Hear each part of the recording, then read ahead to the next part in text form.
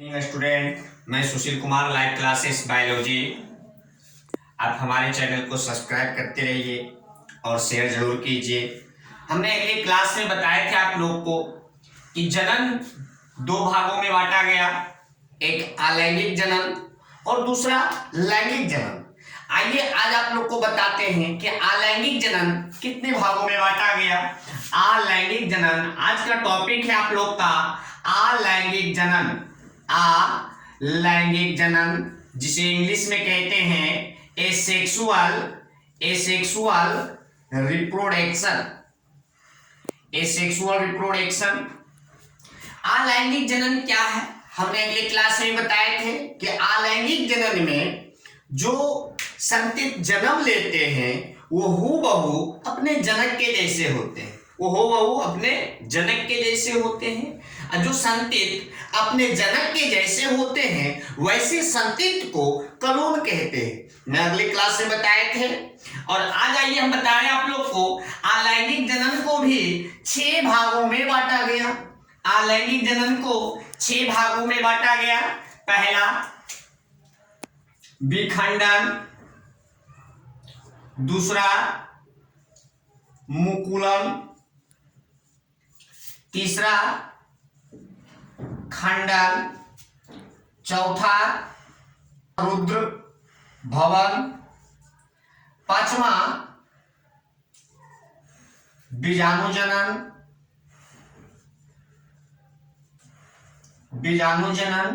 और छठा जो है, ध्यान दीजिएगा, छठा है कायिका प्रवर्धन। कायिका प्रवर्धन। तो अलैंगिक जनन को 6 भागों में बांटा गया। पहला विखंडन, मुकुलन, खंडन, पुनरुद्र भवन, बीजाणुजनन और कायिका प्रवर्धन। आप देखिए क्या है विखंडन। आइए एक एक करके हम ये अच्छा जनन क्रियाओं को पढ़ते हैं। सबसे पहले विखंडन के बारे में ध्यान से देखिएगा। विखंडन क्या है?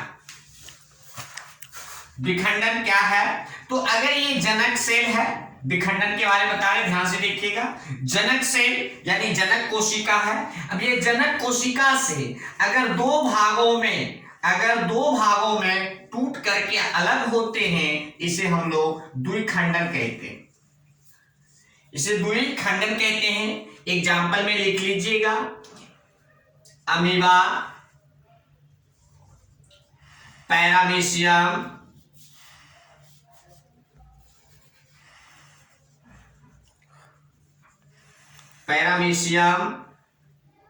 यूग्लिना,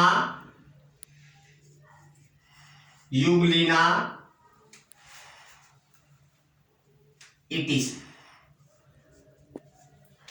आमीशियम और यूग्लिना ये सभी जीवों में क्या है? द्विविखंडन होते हैं, यानी कि अपने जनक कोशिकाओं से 2 भागों में विभक्त होते हैं और विभक्त होकर के नए कोशिकाओं के जैसे, नए जीव के जैसे कार्य करने लगते हैं। अगर जनक कोशिका से 2 भागों में खंडित होते हैं उसे द्विखंडन कहते हैं, जैसे अमीबा, पैरामीशियम, यूग्लिना। अगर जनक कोशिका से, ध्यान दीजिएगा, अगर जनक कोशिका से कई भागों में विखंडित होते हैं इसे बहुविखंडन कहते हैं। इसे बहुविखंडन कहते हैं। एग्जाम्पल में लिख लीजिएगा, प्लाज्मोडियम क्या है?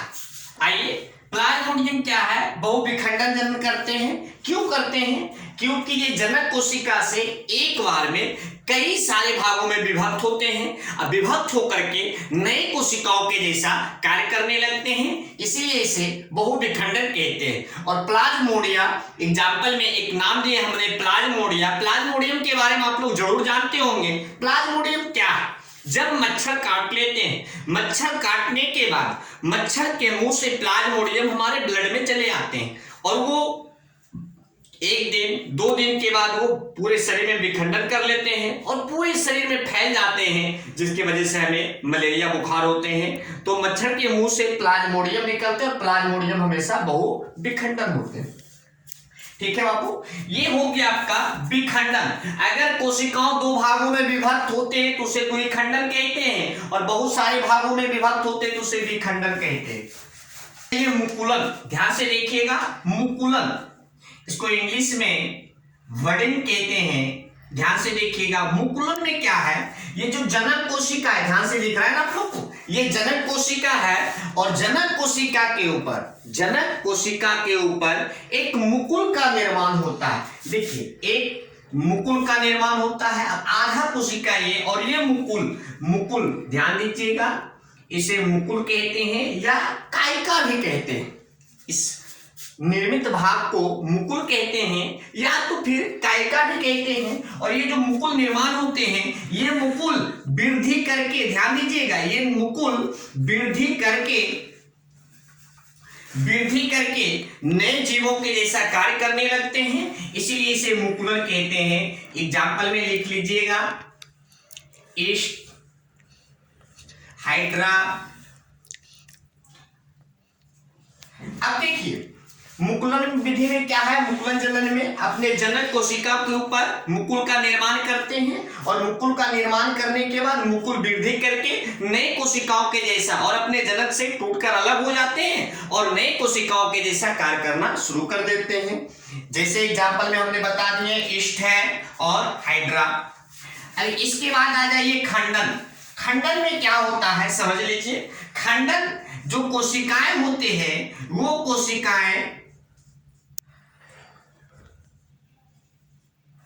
खंडन, देखिए नाम सुनने के बाद ही लग रहा है ना, ये खंडित हो रहा है। खंडित का मतलब तो समझ गए कि टूट करके अलग हुआ। इसमें तीन कोशिकाएं निर्माण करते हैं, और ये तीनों कोशिकाएं तेजी से टूट करके और निर्मित कर लेते हैं। यानी जो जनक कोशिकाएं होती है, इस जनक कोशिकाओं से टूट जाते हैं और टूट करके नए जीवों के जैसा कार्य करना शुरू कर देते हैं। खंडन हो गया। इसके बाद आ जाइए आप पुनः रुद्र भवन। पुनः रुद्र भवन क्या है, जैसे कि आपने देखे, कभी हाथ जल गया हो, पैर जल गया हो, जहां का चमड़ी कोशिका मर गया, फिर वो कोशिका जीवित हो गया, फिर वहां की स्किन आ गया, वहां का चमड़ी आ गया, तो इसे ही कहते हैं पुनरुद्र भवन। और हमेशा याद रखिएगा, मनुष्य के शरीर में सबसे ज्यादा कोशिका है। अब कोशिकाओं के अंदर में इस तरह से छोटे छोटे जीव कोशिकाएं रहते हैं, और ये जब पानी में रहते हैं, ये कवक है, और जब ये पानी में रहते हैं तो ये क्या है, घूम जाने के बाद इस पैर के माध्यम से ये सब अलग हो जाते हैं, अलग होकर के नए जीवों के जैसा कार्य करना शुरू कर देते हैं। ये हो गया आपका चल बीजाणु जनन। एक एग्जाम्पल में नोट कर लीजिएगा, क्लेमाइडोमोनस,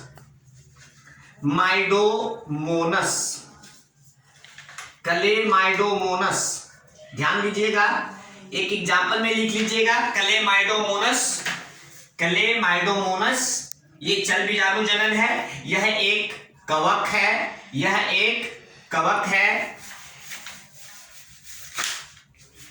कवक भी, चल बीजाणु जनन में कवक भी हो सकता है और शैवाल भी हो सकता है, कवक भी हो सकता है और शैवाल भी। याद रखिएगा, कवक और शैवाल, सिर्फ कवक ही नहीं, शैवाल भी है, दोनों होते हैं। कुछ कवक होते हैं और कुछ शैवाल होते हैं जो चल बीजाणु जनन होते हैं। अब आइए, अचल बीजाणु जनन क्या है बाबू? अचल बीजाणु जनन क्या है? ये स्थित होते हैं, ये हो गया आपका जनक कोशिका। जनक कोशिका के ऊपर इस तरह से कनोडिया का निर्माण होते हैं, इसे कनोडिया कहते हैं बाबू, ध्यान दीजिएगा, इसे कनोडिया कहते हैं।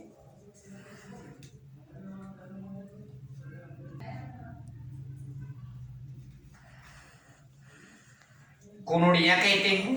अब ये कोनोडिया क्या, ये कोनोडिया जैसे पैर होता है, अचल बीजाणु ये स्थित होते हैं। यह एक शैवाल है जिसका नाम है पेनिसिलियम। पेनिसिलियम क्या है? पेनिसिलियम को हिंदी में प्रतिजैविक कहते हैं।